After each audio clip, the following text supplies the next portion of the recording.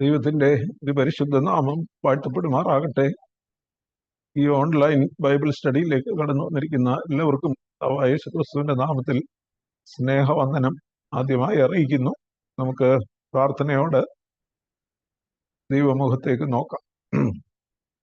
ഞങ്ങളുടെ വാഴ്ത്തപ്പെട്ട ദൈവമേ, സ്വർഗീയ പിതാവേ, അടിയങ്ങൾക്ക് വീണ്ടും കർത്താവേ തിരുസന്നിധിയിൽ അടുത്ത് വന്ന് തിരുവചനം പഠിപ്പാൻ നൽകി തന്ന വിലയേറിയ അവസരത്തിനായി നന്ദിയോടെ ഞങ്ങൾ അങ്ങേ സ്തുതിക്കുന്നു, സ്തോത്രം ചെയ്യുന്നു. കർത്താവേ, ജീവന്റെ വചനമായ അങ്ങയുടെ വചനം എഴുതപ്പെട്ട നിലയിൽ ഞങ്ങൾക്ക് കർത്താവെ 66 പുസ്തകങ്ങൾ അടങ്ങിയ ആ ദൈവവചനത്തിലൂടെ, വിശുദ്ധ സത്യ വേദപുസ്തകത്തിലൂടെ ലഭിച്ചിരിക്കുന്നതിനായിട്ട് നന്ദിയോട് സ്തോത്രം. ആ വചനത്തിനായിട്ട് ഞങ്ങൾ അങ്ങേ സ്തുതിക്കുന്നു കർത്താവെ. ആ വചനം പഠിപ്പാനായിട്ട് ഞങ്ങളെ ഒരുക്കുന്നതിനായിട്ട് നന്ദിയോട് സ്തോത്രം.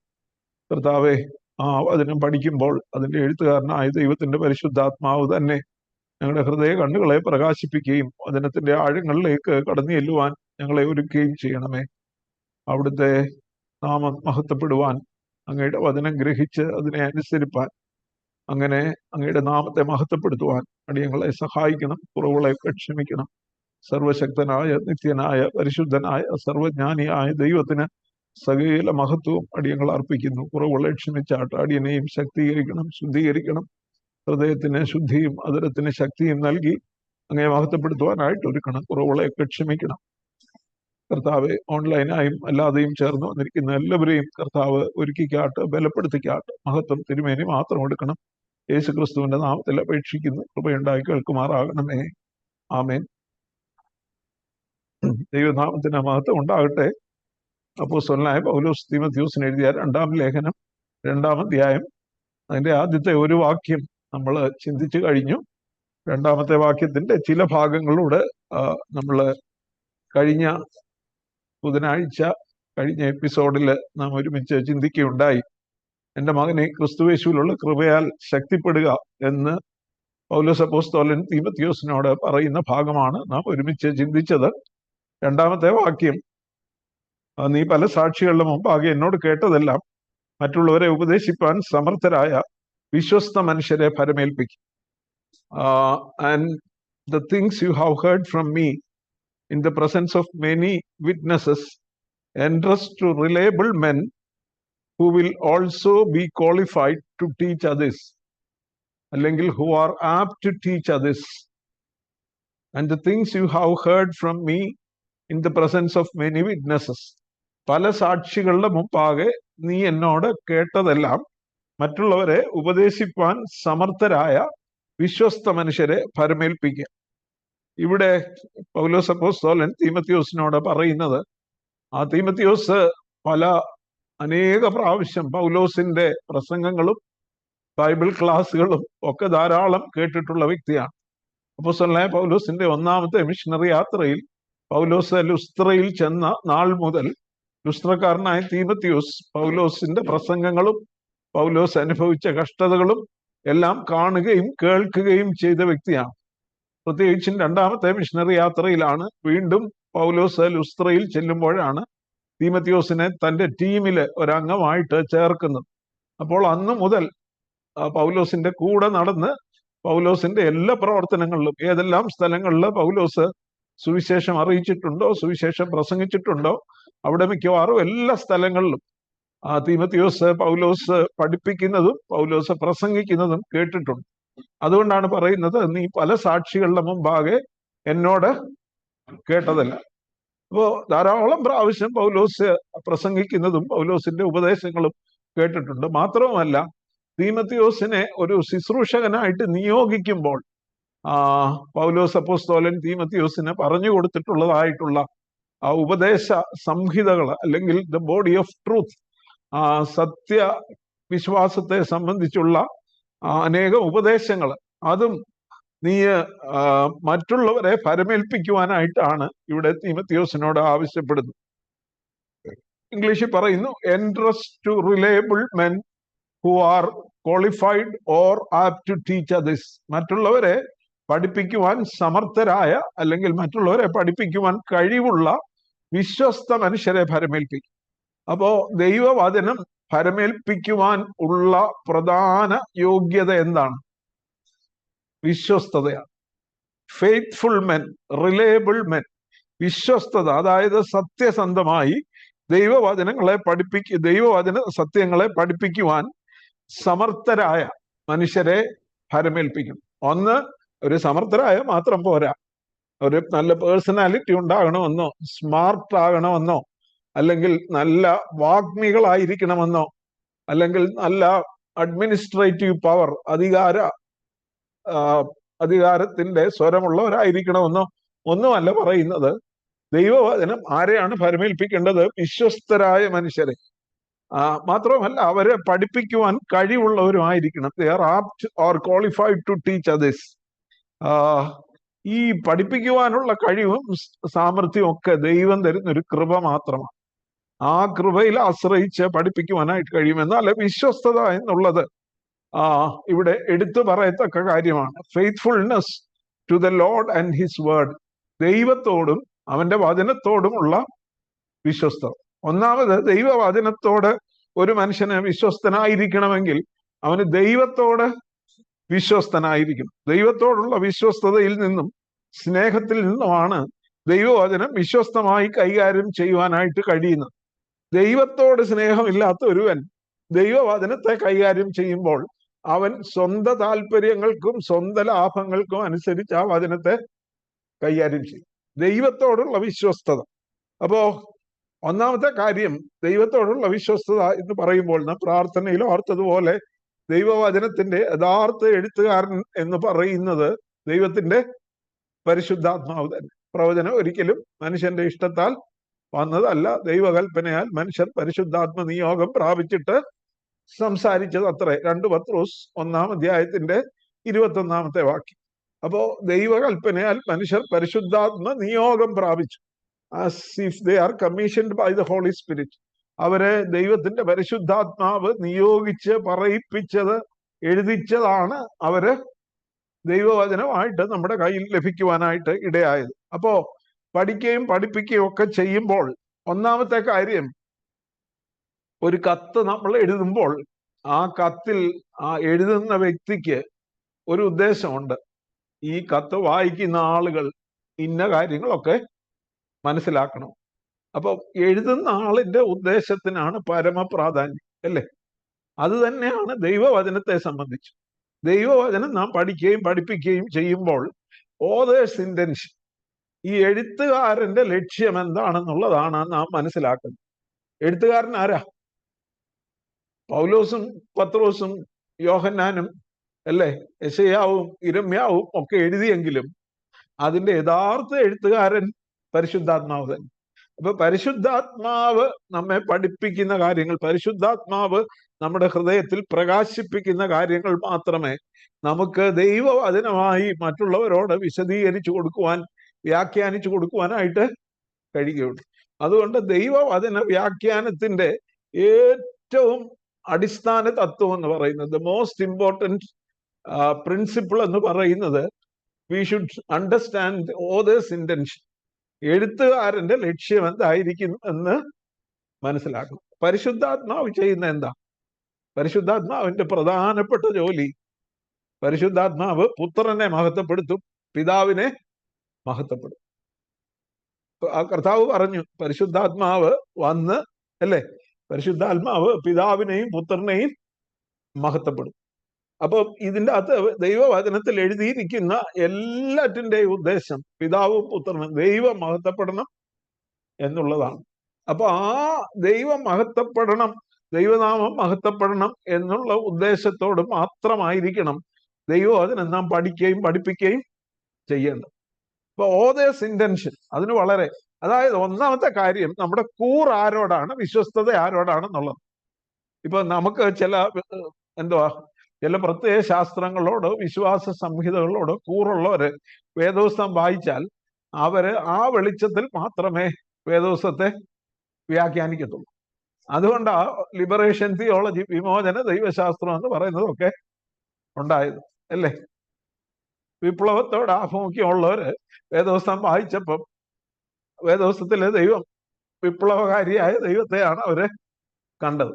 ഇപ്പോ ഞാൻ പറഞ്ഞത് നമ്മുടെ കൂറ് ആരോടാണ്, നമ്മൾ ആരെ മഹത്വപ്പെടുത്താനായിട്ടാണ് ദൈവം അതിനെ പഠിക്കുകയും പഠിപ്പിക്കുകയും ചെയ്യുന്നത്. നമ്മുടെ കൂറ്, നമ്മുടെ വിശ്വസ്തത ദൈവത്തോട് ആയിരിക്കണം. ദൈവത്തോടുള്ള വിശ്വസ്തതയിൽ മാത്രമേ ദൈവവചനം വിശ്വസ്തമായി കൈകാര്യം ചെയ്യുവാനായിട്ട് കഴിയുള്ളൂ. അതുകൊണ്ട് ദൈവവചനം വായിക്കുമ്പോൾ നമ്മുടെ മനസ്സിലുള്ള കുറെ ഐഡിയ ദൈവവചനത്തിലേക്ക് ചെലുത്താനായിട്ട് ശ്രമിക്കുക.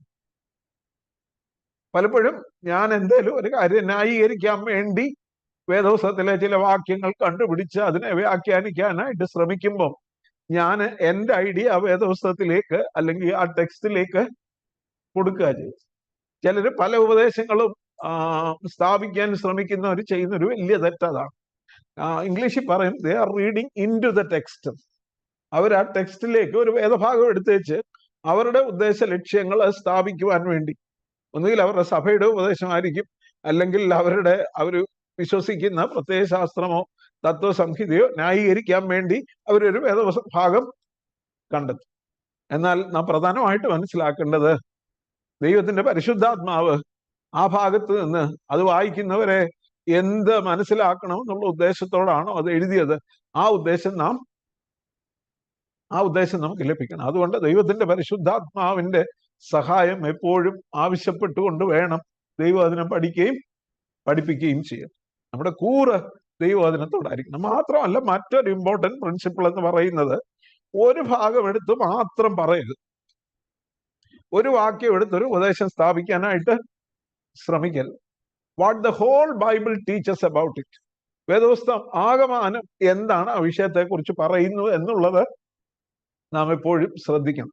യെശയ്യാ പ്രവചനത്തിലൊരു വാക്യമുണ്ട്, എൻ്റെ പുസ്തകത്തിൽ അന്വേഷിച്ച് നോക്കുവീൻ, ഇണ കാണാതിരിക്കയില്ല എന്ന് പറഞ്ഞാൽ ഒരു കാര്യം വേദപുസ്തകം ഒരു കാര്യം ഒരിടത്ത് പറയുന്നെങ്കിൽ തീർച്ചയായും അതിനെ സപ്പോർട്ട് ചെയ്യുന്ന മറ്റൊരു വേദഭാഗം തീർച്ചയായും ബൈബിളിൽ കാണും. അതുകൊണ്ടാണ് പറഞ്ഞ what the whole Bible teaches about it. അപ്പൊ ഒരു വാക്യം എടുത്തല്ല ഒരു ഉപദേശം സ്ഥാപിക്കേണ്ടത്, അല്ലെങ്കിൽ ഒരു കാര്യം പറയേണ്ടത്. അതിന് മറ്റ് അനുബന്ധമായ അതിനോട് അതേ കാര്യം വിശദീകരിക്കുന്ന വേദഭാഗം, പ്രത്യേകിച്ചും ബിബ്ലിക്കൽ ഹെർമന്യൂട്ടിക്സ് അല്ലെങ്കിൽ ദൈവവചന വ്യാഖ്യാന ശാസ്ത്രം എന്ന് പറയുന്ന ഒരു പഠനശാഖ തന്നെയുണ്ട്. അതിൻ്റെ അകത്ത് പ്രത്യേകിച്ച് അതിൽ പറയുന്ന മറ്റൊരു പ്രധാനപ്പെട്ട തത്വം എന്ന് പറയുന്നത് scripture is the best interpreter of scripture. ദൈവവചനം തന്നെയാണ് ദൈവവചനത്തിന്റെ വ്യാഖ്യാനം നമുക്ക് നൽകുന്നത്. അപ്പൊ ദൈവവചനം ഒരു ഭാഗത്ത് നമുക്ക് വ്യക്തമായി മനസ്സിലാകാത്ത ഒരു ഭാഗമുണ്ടെങ്കിൽ തിരുവചനത്തിലെ മറ്റൊരു ഭാഗം ആ ഭാഗത്തേക്ക് വെളിച്ചം വീശുന്നത് ആയിരിക്കും. അപ്പൊ 3 കാര്യങ്ങളാണ് ഞാൻ പറഞ്ഞത്. എന്തൊക്കെയാ? ഒന്ന്, ഓതേഴ്സ് ഇന്റൻഷൻ, അതാ ഏറ്റവും പ്രധാനം. ദൈവം തൻ്റെ വായനക്കാരെ, തൻ്റെ മക്കളെ എന്ത് അറിയിക്കാനാണോ ഈ വേദഭാഗത്തൂടെ ആഗ്രഹിച്ചിരിക്കുന്നത്, അത് ആയിരിക്കണം നാമും അന്വേഷിക്കേണ്ടത്. അതിനുവേണ്ടി ആയിരിക്കണം നാം പ്രാർത്ഥനയോടെ ദൈവവചനത്തെ സമീപിക്കേണ്ടത്. അതിൽ നിന്ന് ലഭിക്കുന്ന ആലോചനകളായിരിക്കും മറ്റുള്ളവരോട് പറയുകയും പഠിപ്പിക്കുകയും ചെയ്യും. അതാണ് വിശ്വസ്തത എന്ന് പറയും. ഇപ്പൊ ദൈവത്തോടുള്ള വിശ്വസ്തത, ദൈവത്തിന്റെ നാമം മഹത്വപ്പെടണം എന്നുള്ള വിശ്വസ്തതയോട് വേണം ദൈവവചനത്തെ സമീപിക്കുവാൻ. അതുകൊണ്ട് തന്നെ എഴുത്തുകാരനായ ദൈവത്തിന്റെ പരിശുദ്ധാത്മാവ് എന്താണോ നമ്മെ ഗ്രഹിപ്പിക്കുവാൻ ഉദ്ദേശിച്ചിട്ടുള്ളത് അത് മനസ്സിലാക്കുവാനായിട്ട് നാം ശ്രമിക്കണം. 2, വേദപുസ്തകം ആകെ, what the whole Bible teaches about, വേദപുസ്തകം മൊത്തമായി ആ ഭാഗത്തെക്കുറിച്ച് എന്താണ് പറയുന്നത്. മറ്റൊരു ഭാഗത്ത് ഇതിന് വിരുദ്ധമായി വല്ലതും, അല്ലെങ്കിൽ ഇതുമായി ബന്ധമില്ലാത്ത എന്തെങ്കിലും, അല്ലെങ്കിൽ ഇതിനെ ഇപ്പോ പറയുന്നത് നാം മനസ്സിലാക്കുന്നതിൽ നിന്നും വ്യത്യസ്തമായി മറ്റൊരു ഭാഗത്ത് പറഞ്ഞിട്ടുണ്ടോ എന്ന് നാം പ്രത്യേകമായിട്ട് ശ്രദ്ധിക്കണം. അതുകൊണ്ട് തന്നെ scripture is the best interpreter of scripture. ഒരു തിരുവചനത്തെ വ്യാഖ്യാനിക്കേണ്ടത് മറ്റൊരു തിരുവചന ഭാഗം കൊണ്ട് കൂടെ ആയിരിക്കണം. അതാണ് പ്രധാനമായിട്ടും നാം ചിന്തിക്കേണ്ടത്. അതുകൊണ്ട് ദൈവവചനം കൈകാര്യം ചെയ്യുമ്പോൾ, അതുകൊണ്ട് വിശ്വസ്ത മനുഷ്യരെ പരമേൽപ്പിക്കുക എന്ന് പറയുന്നത്. ഞാനൊരു ഉദാഹരണം പറയുവാനായിട്ട് ആഗ്രഹിക്കുന്നു. പലപ്പോഴും ആളുകളെ തെറ്റിക്കുന്ന ഒരു കാര്യമായതുകൊണ്ട് യോഹന്നാന്റെ സുവിശേഷം 20-ാം അധ്യായം 23-ാമത്തെ വാക്യം നോക്കിയാൽ, യോഹന്നാന്റെ സുവിശേഷം 20-ാം അധ്യായം 23-ാമത്തെ വാക്യം നാം നോക്കിയാൽ, അവിടെ ഉയർത്തെഴുന്നേറ്റ കർത്താവ് ശിഷ്യന്മാർക്ക് പ്രത്യക്ഷനാകുന്ന ആണ്. ആദ്യത്തെ ദിവസം തന്നെ, ആഴ്ചവട്ടത്തിന്റെ 1-ാം നാൾ കർത്താവ് ഉയർത്തെഴുന്നേറ്റു. അന്ന് വൈകുന്നേരം തന്നെ കർത്താവ് ശിഷ്യന്മാർക്ക് വീണ്ടും പ്രത്യക്ഷനാകുന്നു. വൈകുന്നേരം അവര് ഒരു മുറിയിൽ അടച്ചിരിക്കെ, അല്ലേ, 20-ാം അധ്യായത്തിന്റെ 19-ാമത്തെ വാക്യം അവിടെ തൊട്ട് നമുക്ക് വായിക്കാം. ആഴ്ചവട്ടത്തിന്റെ 1-ാം നാളായ ആ ദിവസം, അതായത് കർത്താവ് ഉയർത്തെഴുന്നേറ്റ ആ ദിവസം തന്നെ നേരം വൈകിയപ്പോൾ ശിഷ്യന്മാർ ഇരുന്ന സ്ഥലത്ത് യഹൂദന്മാരെ പേടിച്ച് വാതിൽ അടച്ചിരിക്കെ യേശു വന്ന് നടുവിൽ നിന്നുകൊണ്ട് നിങ്ങൾക്ക് സമാധാനം എന്ന് അവരോട് പറഞ്ഞു. ഇത് പറഞ്ഞിട്ട് അവൻ കൈയും വിലാപ്പുറവും അവരെ കാണിച്ചു. കർത്താവിനെ കണ്ടിട്ട് ശിഷ്യന്മാർ സന്തോഷിച്ചു. യേശു പിന്നെയും അവരോട് നിങ്ങൾക്ക് സമാധാനം, പിതാവ് എന്നെ അയച്ചതുപോലെ ഞാനും നിങ്ങളെ അയക്കുന്നു എന്ന് പറഞ്ഞു. ഇങ്ങനെ പറഞ്ഞ ശേഷം അവൻ അവരുടെ മേൽ ഊതി അവരോട് പരിശുദ്ധാത്മാവിനെ കൈക്കൊള്ളുവീൻ. ഇന്ന് അടുത്ത വാക്യം വളരെ ശ്രദ്ധിക്കണം. 23-ാമത്തെ വാക്യം, ആരുടെ പാപങ്ങൾ നിങ്ങൾ മോചിക്കുന്നുവോ അവർക്ക് മോചിക്കപ്പെട്ടിരിക്കുന്നു, ആരുടെ പാപങ്ങൾ നിർത്തുന്നുവോ അവർക്ക് നിർത്തിയിരിക്കുന്നു എന്ന് പറഞ്ഞു. ഈ വാക്യം ഉയർത്തെഴുന്നേറ്റ കർത്താവ് ഉയർത്തെഴുന്നേറ്റ ദിവസം വൈകുന്നേരം തന്നെ ശിഷ്യന്മാർക്ക് പ്രത്യക്ഷനായിട്ട് നിങ്ങൾക്ക് സമാധാനം എന്ന് പറഞ്ഞിട്ട് അവരോട് പറയുകയാണ്, പിതാവ് എന്നെ അയച്ചതുപോലെ ഞാനും നിങ്ങളെ അയക്കുന്നു. എന്നിട്ട് അവരുടെ മേൽ ഊതി അവരോട് പരിശുദ്ധാത്മാവിനെ കൈക്കൊള്ളുവീൻ എന്ന് പറഞ്ഞിട്ട് പറയുന്നു, ആരുടെ പാപങ്ങൾ നിങ്ങൾ മോചിക്കുന്നു അവർക്ക് മോചിക്കപ്പെട്ടിരിക്കുന്നു, ആരുടെ പാപങ്ങൾ നിർത്തുന്നുവോ അവർക്ക് നിർത്തിയിരിക്കുന്നു എന്ന് പറഞ്ഞു. ഇതിന്റെ അടിസ്ഥാനത്തിലാണ് പല സഭകളും കുംഭസാരം, അല്ലെ, പുരോഹിതന്മാരുടെ അടുക്കല് കുംഭസാരിച്ചാൽ അവർക്ക് പാപമോചനത്തിന് അധികാരം ഉണ്ടെന്നുള്ള പഠിപ്പിക്കല് ഇതിൽ നിന്നാണ് പലയിടത്തും പല സഭകളും ഉണ്ടാക്കിയെടുത്തിരിക്കുന്നത്. ഇവിടെ എന്താ പറയുന്നത്? പാപങ്ങൾ മോചിക്കുവാൻ മനുഷ്യർക്ക് അധികാരമുണ്ടോ? ഒരു കാലത്ത് മാർപ്പാപ്പ, അല്ലേ, സ്കൂളിലൊക്കെ പഠിച്ചത് തന്നെയാണ് ഇൻഡൾജൻസസ്, ദണ്ഡവിമോചന പത്രങ്ങൾ എന്ന് പറയുന്ന പാപം, അല്ലേ, മാർപ്പാപ്പ ഇറക്കിയ ചീട്ട്, 10 ചീട്ട് വാങ്ങിച്ചാൽ 10 പാപം പരിഹരിക്കപ്പെടും. അന്ന് അവിടെ ഏതോ ഒരു കത്തീഡ്രൽ പണിയാനോ ഏതാണ്ട് വേണ്ടി പൈസ ആവശ്യമായിരുന്നു. അതിനുവേണ്ടി പാപവിമോചന പത്രങ്ങൾ ഇറക്കി, കടപ്പത്രം ഇറക്കുന്ന പോലെ. എന്നിട്ട് 10 ചീട്ട് വാങ്ങിച്ചാൽ 10 പാപം, അല്ലേ, അതിന് തക്കതായ പാപങ്ങൾ പരിഹരിക്കും. അങ്ങനെ വ്യക്തികൾക്ക് പാപങ്ങളെ, മനുഷ്യന് മറ്റൊരു മനുഷ്യന്റെ പാപത്തെ പരിഹരിപ്പാൻ, ക്ഷമിച്ചു കൊടുക്കുവാൻ, അല്ലെ മോചിക്കുവാൻ അധികാരമുണ്ടോ എന്നുള്ളതാണ് ഇവിടുത്തെ വിഷയം, അല്ലേ. നമുക്കറിയാം, ഈ അടുത്ത കാലത്തൊക്കെ കുംഭസാര രഹസ്യങ്ങള് പുറത്ത് പറഞ്ഞെന്നും പറഞ്ഞ് ഒത്തിരി വിവാദങ്ങൾ തന്നെ ഉണ്ടായി, അല്ലെ. അച്ഛന്മാര്, പ്രത്യേകിച്ച് സ്ത്രീകൾ വന്ന് കുംഭസാര രഹസ്യങ്ങള് അവരുടെ അടുക്ക കുംഭസാരിച്ചപ്പോൾ അത് പുറത്ത് പറഞ്ഞ് അവരെ ബ്ലാക്ക് മെയിൽ ചെയ്ത കാര്യങ്ങൾ പോലും അടുത്ത കാലത്ത് നമുക്ക് കേൾക്കുവാനായിട്ട് ഇടയായി. അതൊക്കെ അങ്ങനെ കുംഭസാരം എന്ന് പറയുന്ന കൺഫെഷൻ ഓഫ് സിൻസ്, അല്ലെ, ആ ഒരു പ്രസ്ഥാനം തന്നെ ഉണ്ടാക്കിയത് ഈ വാക്യത്തിന്റെ അടിസ്ഥാനത്തിൽ. ആരുടെ പാപങ്ങൾ നിങ്ങൾ മോചിച്ചിരിക്കുന്നു അവർക്ക് മോചിച്ചിരിക്കുന്നു, ആരുടെ പാപങ്ങൾ നിർത്തുന്നു അവർക്ക് നിർത്തിയിരിക്കുന്നു. അപ്പൊ ആ ഭാഗം വായിച്ചവര് അത് മനുഷ്യനുള്ള ഒരു അധികാരമായിട്ട് അതിനെ ചിന്തിച്ചു. എന്നാൽ അന്ന് ആ കൂട്ടത്തിലുണ്ടായിരുന്ന യോഹന്നാൻ തന്നെ, അല്ലേ, ആ ശിഷ്യന്മാരുടെ കൂട്ടത്തിലുണ്ടായിരുന്ന യോഹന്നാൻ, 1 യോഹന്നാൻ 1-ാം അധ്യായം 9-ാമത്തെ വാക്യത്തിൽ എന്താ പറയുന്നത്? 1 യോഹന്നാൻ 1-ാം അധ്യായത്തിന്റെ 9-ാമത്തെ വാക്യത്തിൽ പറയുന്നു, യേശുക്രിസ്തു 7-ാമത്തെ വാക്യം പറയുന്നു, യേശുവിന്റെ രക്തം സകല പാപവും പോക്കി നമ്മെ ശുദ്ധീകരിക്കുന്നു. അതിനുശേഷം പറയുന്നു, നാം നമ്മുടെ പാപങ്ങളെ ഏറ്റുപറയുന്നെങ്കിൽ അവൻ നമ്മോട് പാപങ്ങളെ ക്ഷമിച്ച്, ആരാ? കർത്താവായ യേശുക്രിസ്തു. അവൻ നമ്മോട് പാപങ്ങളെ ക്ഷമിച്ച് സകല അനീതിയും പോക്കി നമ്മെ ശുദ്ധീകരിപ്പാൻ തക്കവണ്ണം വിശ്വസ്തനും നീതിമാനുമാണ്. അവൻ എന്ന് പറയുന്ന ആരാ? ദൈവം, അല്ലേ, കർത്താവായ യേശുക്രിസ്തു.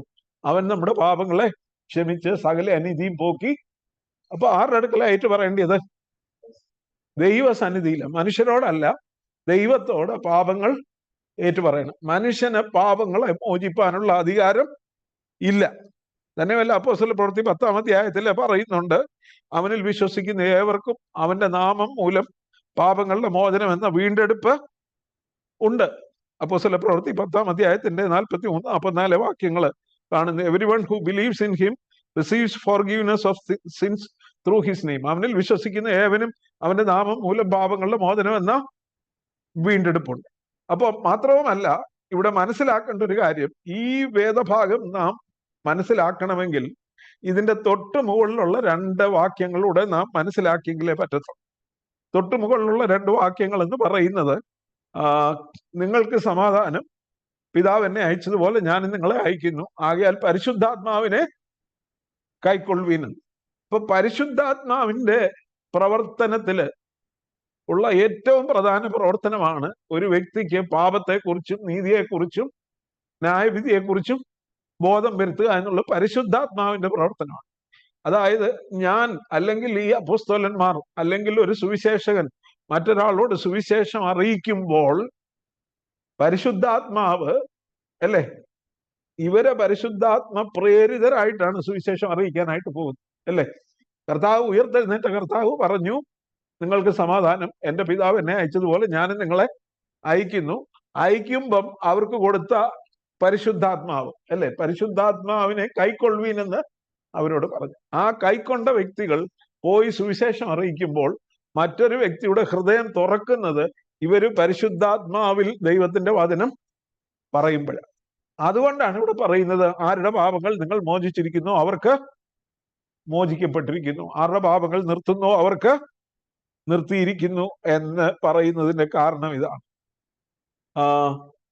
ഇതിൽ ദൈവത്തോടെ വിശ്വസ്തത ഉണ്ടെങ്കിൽ മാത്രമേ നമുക്ക് ദൈവത്തിന് മഹത്വം കൊടുക്കുന്ന ഒരു വ്യക്തിക്ക് എപ്പോഴും പറയാനായിട്ട് കഴിയും, ദൈവത്തിന് മാത്രമേ പാപങ്ങള് ക്ഷമിക്കാൻ അധികാരമുള്ളത്. സ്വന്തം മഹത്വം ആരെങ്കിലും ചിന്തിച്ചാൽ അവര് പറയും, എന്നോട് പറഞ്ഞാലും ഞാനും പാപത്തെ ക്ഷമിക്കാം. അപ്പോ ദൈവത്തിന് മഹത്വം, അതായിരിക്കണം ലക്ഷ്യം, ഓദറിന്റെ ഇന്റൻഷൻ. പരിശുദ്ധാത്മാവ് ഈ ഭാഗം നമുക്ക് തന്നിരിക്കുന്നതിന്റെ അർത്ഥം എന്ന് പറയുന്നത് ദൈവനാമം മഹത്വപ്പെടുക എന്നുള്ളതാണ്. അതുകൊണ്ടാണ് പറയുന്നത്, ഇവിടെ പറയുന്നത് തന്നെയല്ല, പൗലോസ് അപ്പോസ്തലൻ അല്ലെങ്കിൽ ഈ അപ്പോസ്തലന്മാരാരും പിന്നെ നിങ്ങളുടെ പാപങ്ങൾ മോചിക്കപ്പെട്ടിരിക്കുന്നെന്ന് ആരോടും പറഞ്ഞായിട്ട് വേദപുസ്തകം രേഖപ്പെടുത്തിയിട്ടില്ല. അപ്പോസ്തല പ്രവൃത്തിയിലോ ലേഖനങ്ങളിലോ പത്രോസോ യോഹന്നാനോ എഴുതിയ ലേഖനങ്ങളിലോ ഒന്നും അവരാരും മറ്റാരുടെയും പാപങ്ങൾ മോചിച്ചതായിട്ട് പറയുന്നില്ല. ഞാൻ പറഞ്ഞല്ലോ, യോഹന്നാൻ പറയുന്നത് നാം നമ്മുടെ പാപങ്ങളെ ഏറ്റു പറയുന്നെങ്കിൽ അവൻ നമ്മോട് പാപങ്ങളെ ക്ഷമിച്ച് സകല അനീതിയും പോക്കി നമ്മെ ശുദ്ധീകരിപ്പാൻ തക്കവണ്ണം വിശ്വസ്തനും നീതിമാനും. അപ്പൊ ദൈവത്തിന് മാത്രമേ പാപങ്ങളെ മോചിപ്പാൻ അധികാരമുള്ളൂ. ഒരു സഭയ്ക്കോ ഒരു പുരോഹിതനോ അല്ലേ, അങ്ങനെ ആർക്കും പാപങ്ങളെ മോചിക്കാനുള്ള അധികാരമില്ല. എന്നാൽ ഒരു വ്യക്തി സുവിശേഷം അറിയിക്കുമ്പോൾ ആ സുവിശേഷം മറ്റൊരു വ്യക്തിയുടെ ഹൃദയത്തിൽ ക്രിയ ചെയ്യുന്നത് ദൈവത്തിന്റെ പരിശുദ്ധാത്മാവ് പാപത്തെക്കുറിച്ചും നീതിയെക്കുറിച്ചും ന്യായവിധിയെക്കുറിച്ചും ബോധം വരുത്തുമ്പോഴാണ്. അപ്പോഴാ ഹൃദയം തുറക്കപ്പെടുകയും ആ വ്യക്തി തന്റെ പാപം ദൈവത്തോട് ഏറ്റു പറഞ്ഞ് പാപക്ഷമ പ്രാപിക്കുകയും ചെയ്യും. അതിനൊരു ഉപകരണമായി ഉപയോഗിക്കപ്പെടുന്നത് ഈ സുവിശേഷം അറിയിക്കുന്ന വ്യക്തിയാണ്. ആ വ്യക്തി പരിശുദ്ധാത്മ പ്രേരിതനെ അയച്ചെന്ന് പറഞ്ഞാൽ ഇല്ലേ, അതുകൊണ്ടാണ് കർത്താവ് പറഞ്ഞത്, എൻ്റെ പിതാവിനെ അയച്ചതുപോലെ ഞാനും നിങ്ങളെ അയക്കുന്നു, ആകയാൽ നിങ്ങൾ പരിശുദ്ധാത്മാവിനെ കൈക്കൊള്ളുവീനെന്ന് പറഞ്ഞ് പരിശുദ്ധാത്മാവിനെ അവർക്ക് നൽകിയത്. അപ്പോ ആ ഭാഗം കൂടെ നാം മനസ്സിലാക്കിയെങ്കിൽ മാത്രമേ ഈ ഒറ്റ വാക്യമായിട്ട് എടുത്തൊരു ഉപദേശം നമുക്ക് സ്ഥാപിക്കാനായിട്ട് കഴിയത്തില്ല. അതുകൊണ്ട് തന്നെയാണ് ദൈവവചനം കൈകാര്യം ചെയ്യുന്നതിൽ വിശ്വസ്തത വേണം എന്ന് പറയുന്നു. ദൈവത്തോട് വിശ്വസ്തത ഉണ്ടെങ്കിൽ മാത്രമേ ദൈവവചനത്തോടും വിശ്വസ്തത പുലർത്താനായിട്ട് നമുക്ക് കഴിയത്തുള്ളൂ. പൗലോസ് അപ്പോസ്തലൻ പറയുകയാണ്, തീമോഥെയോസിനോട് പറയുകയാണ്, നീ പല സാക്ഷികളുടെ മുമ്പാകെ എന്നോട് കേട്ടതെല്ലാം മറ്റുള്ളവരെ ഉപദേശിപ്പാൻ സമർത്ഥരായ വിശ്വസ്ത മനുഷ്യരെ പരമേൽപ്പിക്കും. അത് പഠിപ്പിക്കുവാൻ, ഞാൻ പറഞ്ഞല്ലോ, പഠിപ്പിക്കുവാൻ ലഭിക്കുന്ന ദൈവത്തിന്റെ ഒരു കൃപാവരമാണ് അല്ലേ. Apt to teach, able to teach, qualified to teach എന്നൊക്കെ പറയുന്നത് പഠിപ്പിക്കുവാനുള്ള കൃപ ദൈവം തരുന്നത്. നാം വിശ്വസ്തരായിട്ടിരുന്നാൽ ദൈവം ആ കൃപ കൊണ്ട് നമ്മെ നിറയ്ക്കും. അതാണ് പ്രധാനമായിട്ട് ആ ഭാഗത്തെ കുറിച്ച് പറയുന്നത്. അതുകൊണ്ട് വിശ്വസ്ത മനുഷ്യരെ പരമേൽപ്പിക്കുവാനായിട്ട്, ഞാൻ പറഞ്ഞല്ലോ, നീളമുള്ള ആളിനെയോ വണ്ണമുള്ള ആളിനെയോ സ്മാർട്ടായിട്ടുള്ള ആളിനെയോ നല്ല അഡ്മിനിസ്ട്രേറ്റീവ് പവർ ഉള്ള ആളിനെയോ അല്ലെങ്കിൽ നല്ല വാഗ്ധോരണയുള്ള ആളിനെയോ പരമേൽപ്പിക്കാൻ അല്ല പറഞ്ഞിരിക്കുന്നത്, വിശ്വസ്ത മനുഷ്യരെ പരമേൽപ്പിക്കും. സഭാ ശുശ്രൂഷകന്റെ യോഗ്യത തീമോഥെയോസിന്റെ 1-ാം ലേഖനത്തിൽ പറയുമ്പോഴും വിശ്വസ്തരായിരിക്കണം എന്നാണ് അവിടെ പറയുന്ന യോഗ്യതയിലെ പ്രധാനപ്പെട്ട ഒരു യോഗ്യത. ഇനി അടുത്ത വാക്യത്തിലേക്ക് നമുക്ക് പ്രവേശിക്കാം. 3-ാമത്തെ വാക്യം, ക്രിസ്തു യേശുവിന്റെ നല്ല ഭടനായി നീയും എന്നോടുകൂടെ കഷ്ടം സഹിക്കുക, പട ചേർത്തവനെ പ്രസാദിപ്പിക്കേണ്ടതിന് യാതൊരു പടയാളിയും ജീവന കാര്യങ്ങളിൽ ഇടപെടാതിരിക്കും. ഇവിടെ തുടർന്നുള്ള വാക്യങ്ങളിൽ ഈ 3 എക്സാമ്പിൾസ് അപ്പോസ്തലനായ പൗലോസ് തീമോഥെയോസിന് കൊടുക്കുന്നു. 3 എക്സാമ്പിൾസ്, മൂന്ന് ജോലി ചെയ്യുന്ന 3 വ്യത്യസ്ത ജോലിക്കാരുടെ ഉദാഹരണം അവിടെ പറയുന്നു. ഒന്ന്, നല്ല ഭടൻ, ഗുഡ് സോൾജിയർ, ഒരു പടയാളിയുടെ ഉപമ. രണ്ടാമത്, ഒരുത്തൻ മല്ല് കെട്ടിയാലും ചട്ടപ്രകാരം പോരായി. ഇംഗ്ലീഷ് വേദപുസ്തകത്തിൽ പറയുന്നത് ഹി കോമ്പീറ്റ്സ് ആസ് എൻ അത്ലറ്റ് എന്നാ പറയുന്നത്. മല്ല് കെട്ടുക എന്ന് പറഞ്ഞത് നമ്മളൊരു ഗുസ്തി പിടിക്കുന്നതെന്നായിരിക്കും നമ്മൾ ഇവിടെ ചിന്തിക്കുന്നെങ്കിലും ഒരു ഓട്ടക്കാരനെ എന്ന് പോലെയാണ് അവിടെ, അല്ലെ? കോമ്പീറ്റ്സ് ആസ് എൻ അത്ലറ്റ്, ഒരു കായിക മത്സരത്തിൽ ഏർപ്പെടുന്ന ഒരു വ്യക്തിയെ കുറിച്ചാണ്. മൂന്നാമത് പറയുന്നു, അധ്വാനിക്കുന്ന കൃഷിക്കാരനത്രേ ആദ്യം ഫലം അനുഭവിക്കേണ്ടത് എന്ന് പറയുന്നു. അപ്പൊ 3 എക്സാമ്പിൾസ് ഇവിടെ പറയുന്നുണ്ട്. എന്തൊക്കെയാ? ഒന്ന്, ഒരു പടയാളി. 2, ഒരു കായിക മത്സരത്തിൽ ഉൾപ്പെടുന്ന ഒരു അത്ലീറ്റ്. 3, ഒരു കൃഷിക്കാരൻ. അതിൽ ആദ്യത്തേത് നമുക്ക് ചിന്തിക്കാം. ആദ്യത്തേത് 2, 3, 4 വാക്യങ്ങള് പടയാളിയെ കുറിച്ചാ പറയുന്നത്. ക്രിസ്തുയേശുവിന്റെ നല്ല ഭടനായി നീയും എന്നോടുകൂടെ കഷ്ടം സഹിക്കുക, പട ചേർത്തവനെ പ്രസാദിപ്പിക്കേണ്ടതിന് യാതൊരു പടയാളിയും ജീവനകാര്യങ്ങളിൽ ഇടപെടാതിരിക്കുന്നു. പൗലോസ് ഇവിടെ ഒരു സാധാരണ സോൾജിയറെ കുറിച്ചല്ല പറയുന്നത്.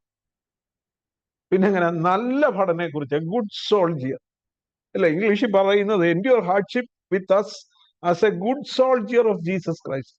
നല്ല ഭടനായി നീയും എന്നോടുകൂടെ കഷ്ടം സഹിക്കാൻ. No one serving as a soldier gets involve in civilian affairs.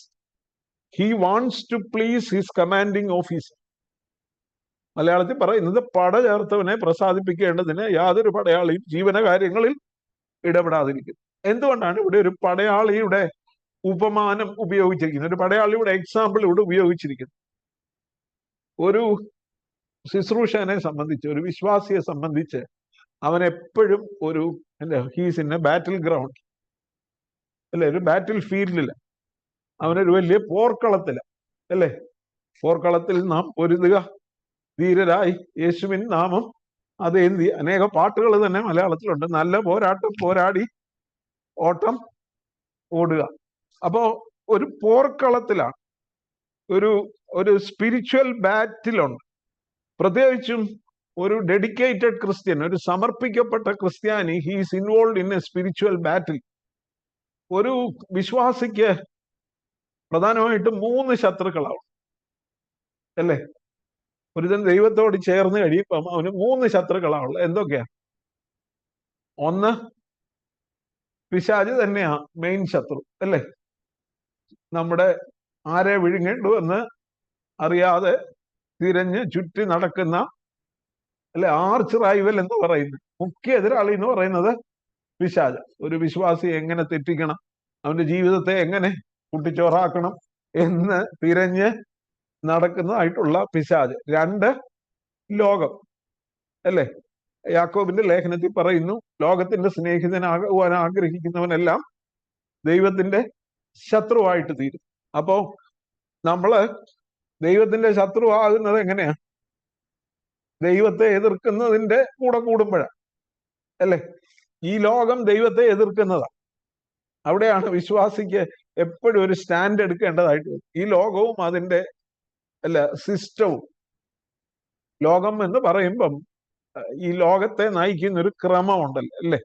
The system by which the world runs. ലോകത്തിന്റെ ഒരു ക്രമമുണ്ട്, ഒരു ആഗോള ക്രമമുണ്ട്. ആ ക്രമം അതിന്റെ എക്കണോമിക് സിസ്റ്റം ആയാലും കൊള്ളാം, അതിന്റെ സ്പോർട്സ് ആയാലും കൊള്ളാം, അതിന്റെ മീഡിയ ആയാലും കൊള്ളാം, അല്ലേ? അതിന്റെ പൊളിറ്റിക്സ് ആയാലും കൊള്ളാം. എല്ലാം തന്നെ, ആ സിസ്റ്റങ്ങളെല്ലാം തന്നെ ദൈവത്തോട് ശത്രുതയുള്ള, ദൈവത്തെ നിഷേധിക്കുന്ന, ദൈവത്തോട് ശത്രുതയുള്ളതുമാണ് മിക്കവാറും എല്ലായിടത്തും. അപ്പോ നമുക്കറിയാം, അല്ലേ? ഈ വിദ്യാഭ്യാസ സമ്പ്രദായത്തിൽ പോലും ഞാൻ സാധാരണ പറയുന്ന, ദൈവം ലോകത്തെ സൃഷ്ടിച്ചെന്ന് ഒരു പാഠപുസ്തകത്തിൽ ഇപ്പം പറയുന്നില്ല. അവിടെ പറയുന്നത് പരിണാമ സിദ്ധാന്തം. അതിന് യാതൊരു അടിസ്ഥാനം ഇല്ലെങ്കിലും, അത് തെളിയിക്കപ്പെട്ടിട്ടില്ലെങ്കിലും, ലോക സൃഷ്ടിയെ കുറിച്ച് പറയും. സ്കൂളിലെല്ലാം പഠിപ്പിക്കുന്നത് തിയറി ഓഫ് എവല്യൂഷൻ, അല്ലേ? ഏകകോശ ജീവിയായ അമീബയിൽ നിന്നും ആണ് മനുഷ്യനുണ്ടായെന്ന് പഠിപ്പിക്കുന്ന പരിണാമം നടന്നുകൊണ്ടിരിക്കുന്നു, ബാക്കിയൊന്നും ശരിയല്ല, അല്ലേ എന്ന് പറയുന്ന ദൈവം ലോകത്തെ സൃഷ്ടിച്ചെന്ന് പറയുന്നത് ഒരു ഫുളിഷ്നെസ് ആണെന്ന് പഠിപ്പിക്കുന്നു, അല്ലെ? ലോകത്തിന്റെ പത്രങ്ങളായാലും, ലോകത്തിന്റെ വിദ്യാഭ്യാസ സമ്പ്രദായമായാലും, ലോകത്തിന്റെ സിനിമയായാലും, ലോകത്തിന്റെ രാഷ്ട്രീയമായാലും എല്ലാം ദൈവത്തോട് എതിർക്കുന്നതാണ്. അപ്പോൾ ഒരു വിശ്വാസിക്ക്, ഒരു സമർപ്പിക്കപ്പെട്ട ക്രിസ്ത്യാനിക്ക്, ഒരു ശുശ്രൂഷകന് ഏറ്റവും പോരാട്ടം ഉള്ളത് ഈ ലോകത്തിന്റെ ക്രമത്തോട് തന്നെ അല്ലേ. നമ്മൾ ഒരിടത്ത് പോയി സുവിശേഷം അറിയിക്കുമ്പോഴാണ് നമ്മളെ അല്ലേ അടി വാങ്ങിക്കുകയും ചെയ്യും, പിന്നെ ഒന്നാം പ്രതിയായിട്ട് കേസ് കൊടുക്കും, പിടിച്ച് ജയിലിൽ വിടും. സാധാരണ അടി കൊള്ളുന്നവരെ അല്ല അടിക്കുന്നവരെയാ ജയിലിലിടുന്നത്. പക്ഷെ സംഭവിക്കുന്ന അടി കൊള്ളുന്നവനെ പ്രതിയാക്കി കേസെടുത്ത് ജയിലിലിടുക. അപ്പൊ അതാണ് ഇന്ന് സംഭവിച്ചുകൊണ്ടിരിക്കുന്നത്. ഞാൻ പറയാൻ വന്നത്, ലോകത്ത് ഒരു ഒരു വലിയ ശത്രുത്വമുള്ള ലോകത്തിലാണ് നാം ജീവിക്കുന്നത്. രണ്ട്, നമുക്ക് നമ്മളോട് തന്നെ ഒരു ബാറ്റിലുണ്ട്.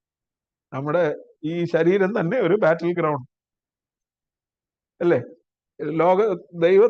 ദൈവസ്നേഹത്തിൽ നിന്ന്, ദൈവത്തോടെ ഉള്ള ഏകാഗ്രതയിൽ നിന്ന് നമ്മെ മാറ്റുന്ന ഒത്തിരി മോഹങ്ങൾ ഈ ജഡത്തിൽ തന്നെയാണ്.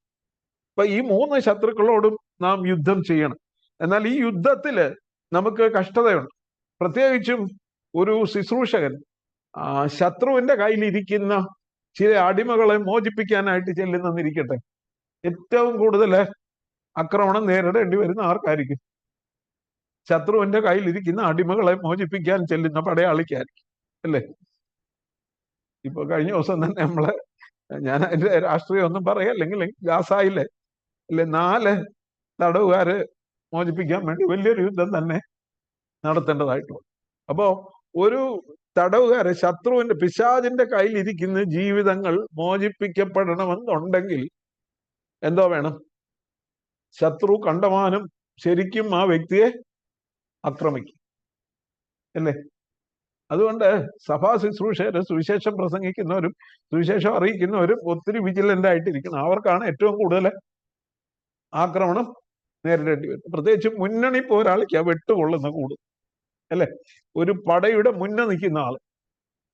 അതുകൊണ്ട് ഇവിടെ പറയുന്നത്, നീ നല്ല ഭടനായി എന്നോടുകൂടെ കഷ്ടം സഹിക്കാന്ന് പറയുന്നത്. അപ്പൊ ശത്രുവിന്റെ കോട്ടകളെ ഇടിപ്പാൻ പ്രത്യേകിച്ച് നമുക്കൊരു യുദ്ധമുണ്ട്. ഞാൻ പറഞ്ഞല്ലോ, ലോകത്തോടും ജഡത്തോടും പിശാചിനോടും നമുക്ക് യുദ്ധമുണ്ട്.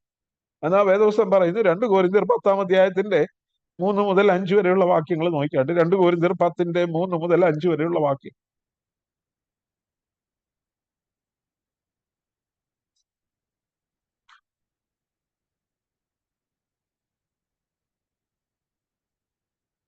ഞങ്ങൾ ജഡത്തിൽ സഞ്ചരിക്കുന്നവർ എങ്കിലും ജഡപ്രകാരം പോരാടുന്നില്ല.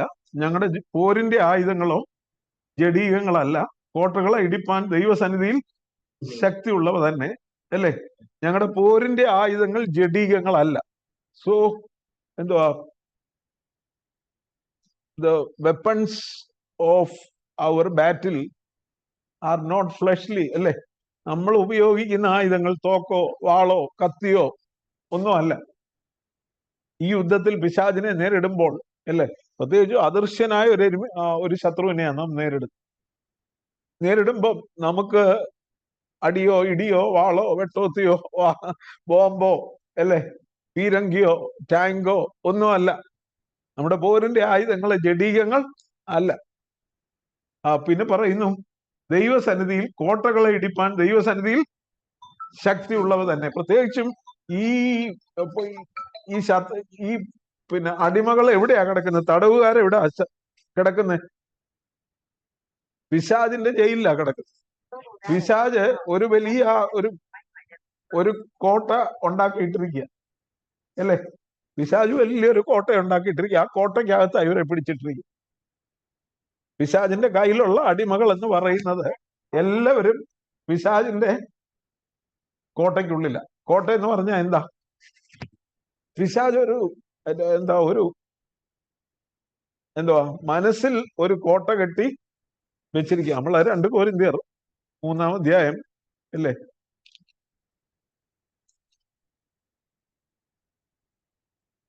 4-ാം അധ്യായത്തിന്റെ 3-ാമത്തെ വാക്യം, 4-ാമത്തെ വാക്യം.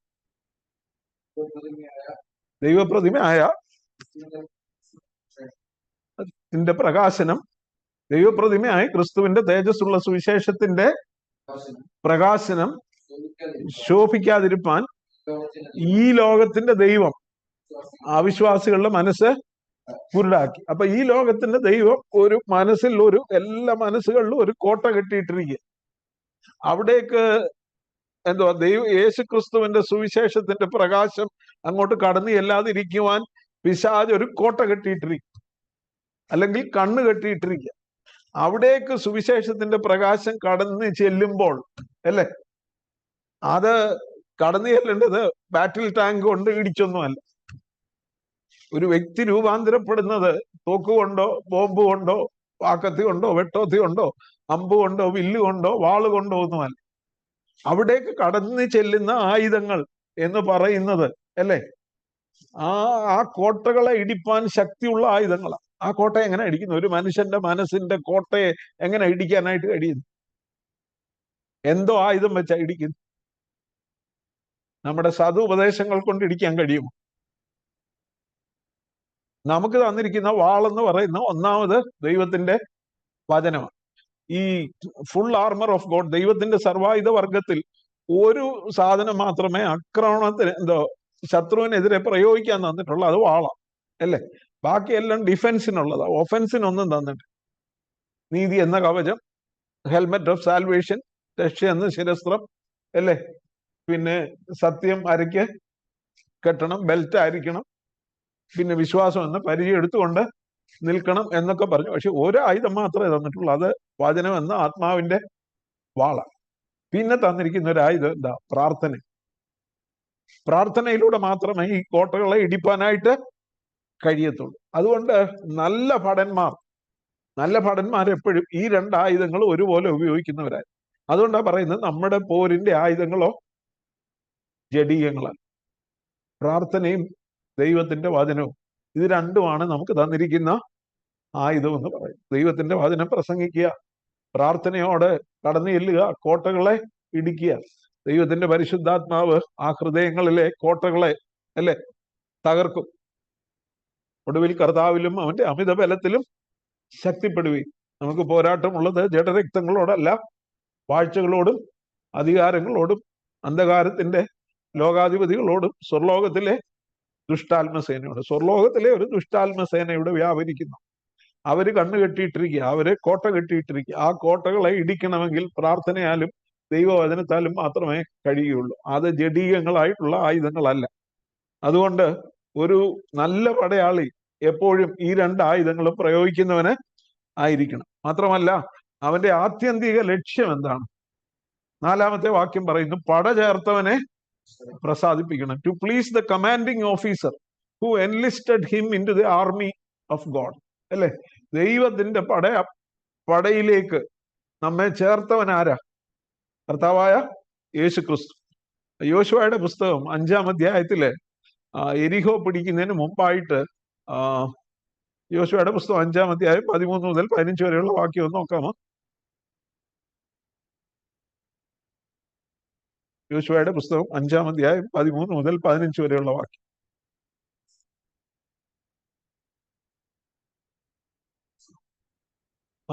അഞ്ചാം അധ്യായം 13 മുതൽ 15 വരെ.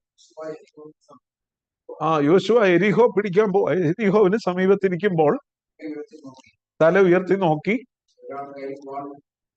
ഒരാൾ കയ്യിൽ വാളൂരി പിടിച്ചുകൊണ്ട് അവന്റെ നേരെ നിൽക്കുന്നത് കണ്ടു. യോശുവ അവന്റെ അടുക്കൽ ചെന്ന് അവനോട്, നീ ഞങ്ങളുടെ പക്ഷക്കാരനോ ശത്രുപക്ഷക്കാരനോ എന്ന് ചോദിച്ചു. അതിന് അവൻ, ഈ വാളൂരി പിടിച്ചു നിൽക്കുന്നവൻ പറയുകയാണ്, അല്ല, ഞാൻ യഹോവയുടെ സൈന്യത്തിന്റെ അധിപതിയായി ഇപ്പോൾ വന്നിരിക്കുന്നു എന്ന് പറഞ്ഞു. അപ്പൊ യോശുവ കണ്ടത് കർത്താവായ യേശു ക്രിസ്തുവിനെ തന്നെ. എവിടെയെല്ലാം ദൈവം മനുഷ്യർക്ക് വെളിപ്പെട്ടിട്ടുണ്ടോ പഴയ നിയമത്തിൽ, അവിടെയെല്ലാം യേശു ക്രിസ്തുവിന്റെ വെളിപ്പാടാണ് ഉള്ളത്. യേശു ക്രിസ്തു യഹോവയുടെ സൈന്യത്തിന്റെ അധിപതിയാ. He is the chief commanding officer of the army of God. അവനാണ് നമ്മളെ പട ചേർത്ത് അല്ലേ. യേശു പറഞ്ഞത്, എന്റെ പിതാവ് എന്നെ അയച്ചതുപോലെ ഞാൻ നിങ്ങളെ അയക്കുന്നു എന്ന് പറഞ്ഞു. പരിശുദ്ധാത്മാവിനെ നൽകിയത് യേശു ക്രിസ്തു. അപ്പൊ യേശു ക്രിസ്തു പറഞ്ഞു അല്ലേ, ആ പട ചേർത്തവനെ പ്രസാദിപ്പിക്കണം. That is the ultimate aim or the chief aim of the good soldier. ഈ നല്ല പടയാളിയുടെ ഏറ്റവും ആത്യന്തിക ലക്ഷ്യം എന്ന് പറഞ്ഞാൽ എന്താ? പട ചേർത്തവനെ, എന്റെ കമാൻഡിങ് ഓഫീസറെ യഹോവയുടെ സൈന്യത്തിന്റെ അധിപതിയെ പ്രസാദിപ്പിക്കണം. അവനാണ് എന്നെ ഈ പട ചേർത്തിരിക്കുന്നത്. അവനെതിരെ പോരാടുന്ന പൈശാചിക ശക്തികളും ലോകത്തിന്റെ ക്രമങ്ങളും അല്ലെ എല്ലാത്തിനെയും എൻ്റെ സ്വന്തം ജഡത്തെയും കീഴടക്കണം. അതിനുവേണ്ടി കർത്താവിനെ ഉയർത്തണം. അങ്ങനെ പട ചേർത്തവനെ പ്രസാദിപ്പിക്കണമെങ്കിൽ എന്നാ വേണം? ജീവന കാര്യങ്ങളിൽ ഇടപെടാതിരിക്കും എന്ന് പറഞ്ഞാൽ അതിന്റെ അർത്ഥം he does not involve no one serving as a soldier gets involve in civilian affairs എന്ന് പറഞ്ഞാൽ ജീവന കാര്യങ്ങൾ എന്ന് പറഞ്ഞാൽ ഉപജീവനത്തിനുള്ള കാര്യങ്ങൾ ഇടപെടരുതെന്നാണോ പറയുന്നത്? അല്ല.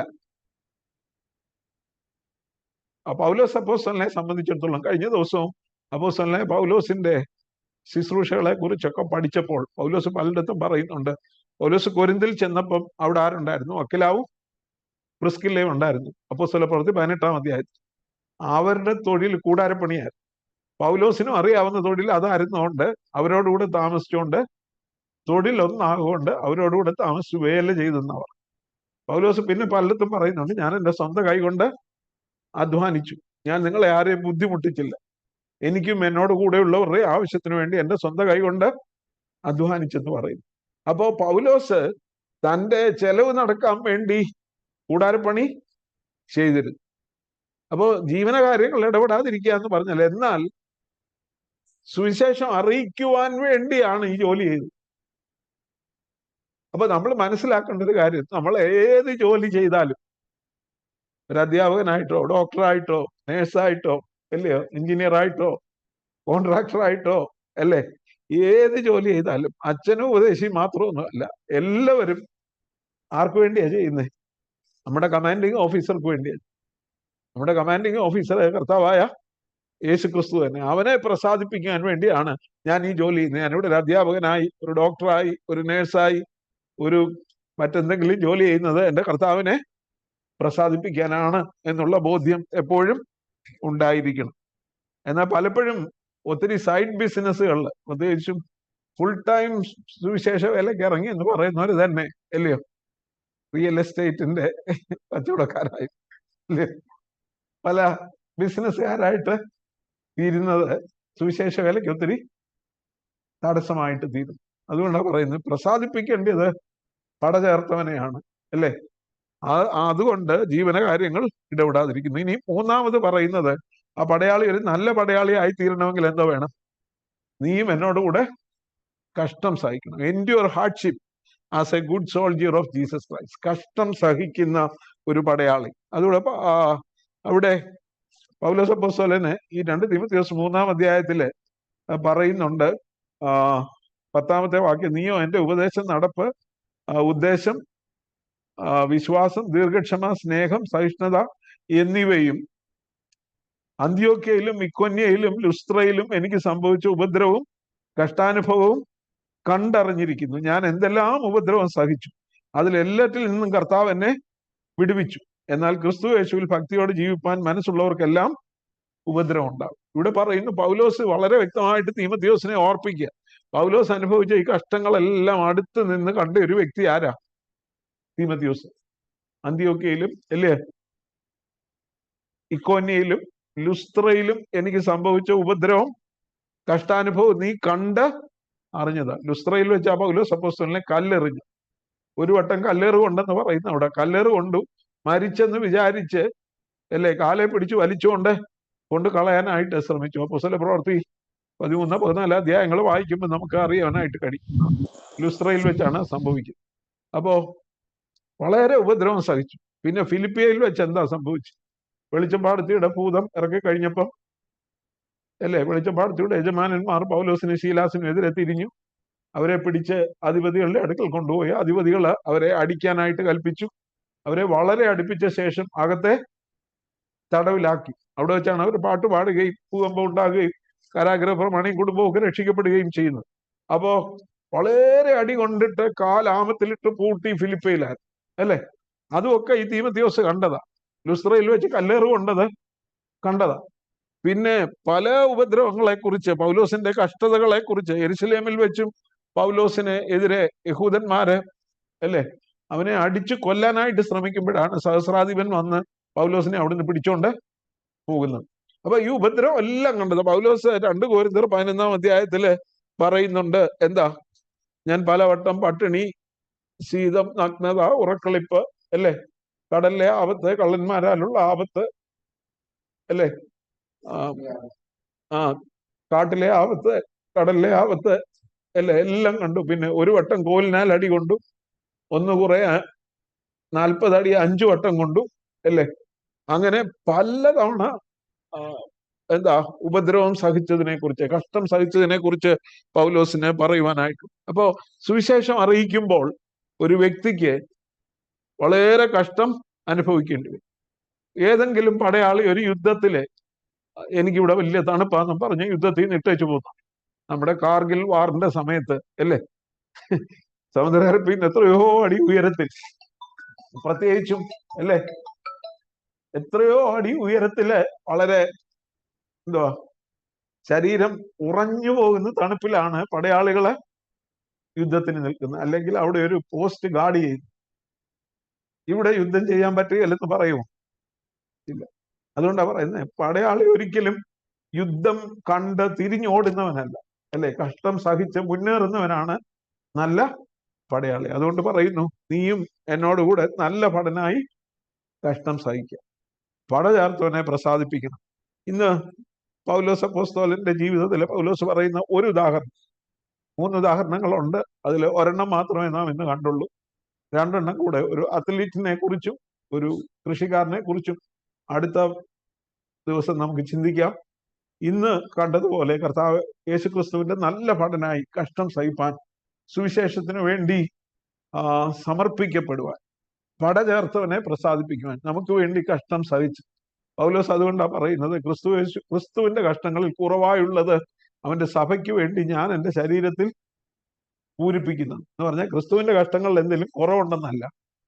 കർത്താവ് കഷ്ടം അനുഭവിച്ച് മരിച്ച് അടക്കപ്പെട്ടു ഉയർത്തെഴുന്നേറ്റു, ആ വിവരം മറ്റൊരാളെ അറിയിക്കണമെങ്കിൽ നമ്മൾ കഷ്ടം സഹിച്ചേ മതിയാകത്തുള്ളൂ. ഈ സുവിശേഷം ഒരാളെ അറിയിക്കണമെങ്കിൽ അറിയിക്കാൻ പോകുന്നവർ കുറച്ച് കഷ്ടം സഹിച്ചേ, ചിലടത്ത് വലിയ കഷ്ടതയായിരിക്കും.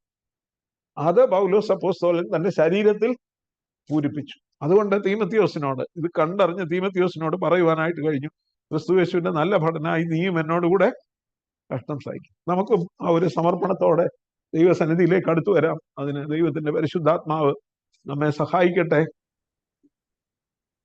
ദൈവവചനത്തെ ശരിയായി വിഭാഗിച്ചുകൊണ്ട് വിശ്വസ്തതയുള്ള ശുശ്രൂഷകരായി തീരുവാൻ, അത് പ്രത്യേക പൂർണ്ണ സമയത്തിന് വേണ്ടി വിളിക്കപ്പെട്ടിട്ടില്ല എങ്കിൽ തന്നെയും നമുക്ക് ആ ഒരു സമർപ്പണത്തോടെ, നമ്മുടെ ജോലിയോടൊപ്പം ആണെങ്കിലും നാം ചെയ്യുന്ന വേലയോടൊപ്പം ആണെങ്കിലും ആ സമർപ്പണത്തോടെ നമുക്ക് മുന്നേറാം. അതിന് ദൈവം നമ്മെ സഹായിക്കും.